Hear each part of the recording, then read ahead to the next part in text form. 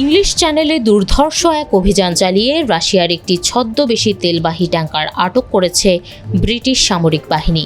দীর্ঘ ৬ ঘণ্টার অভিযানে ট্যাঙ্কারটি নিয়ন্ত্রণে নেয় যুক্তরাজ্য।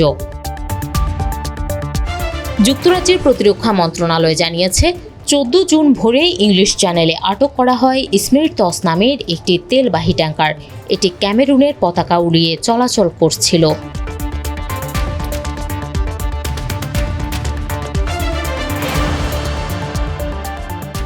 অভিযানের পর যুক্তরাজ্যের প্রধানমন্ত্রী কিয়ার স্টারমার সামাজিক মাধ্যম এক্সে লিখেছেন, এই সফল অপারেশন রাশিয়ার ওপর আরও একটি বড় আঘাত এবং ইউক্রেনে পুতিনের যুদ্ধকে যারা ইন্ধন যোগাচ্ছে তাদের মনে করিয়ে দিয়েছে, আমরা তাদের লুকিয়ে থাকতে দেব না।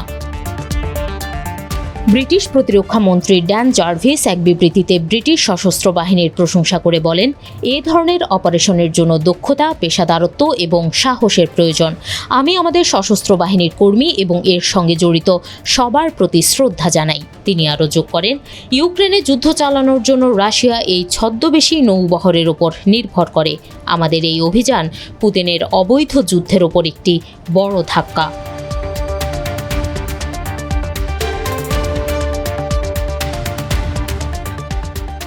এভাবে রাশিয়া সংশ্লিষ্ট জাহাজ বা ট্যাঙ্কার জব্দ করার বিষয়টিতে তীব্র নিন্দা জানিয়েছেন রুশ প্রেসিডেন্ট ভ্লাদিমির পুতিন।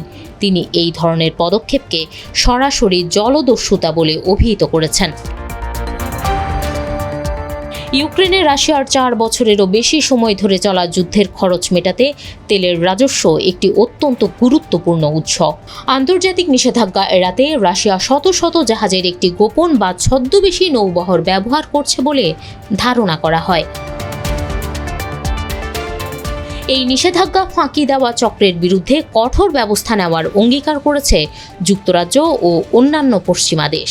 এর আগেও ইউরোপীয় জলসীমায় আটক করা হয়েছে বেশ কয়েকটি রুশ জাহাজ। গত মাসেও যুক্তরাজ্যের সহায়তায় ফরাসি নৌবাহিনী ক্যামেরুনের ভুয়া পতাকাধারী একটি রুশ শ্যাডো ট্যাঙ্কার আটক করেছিল।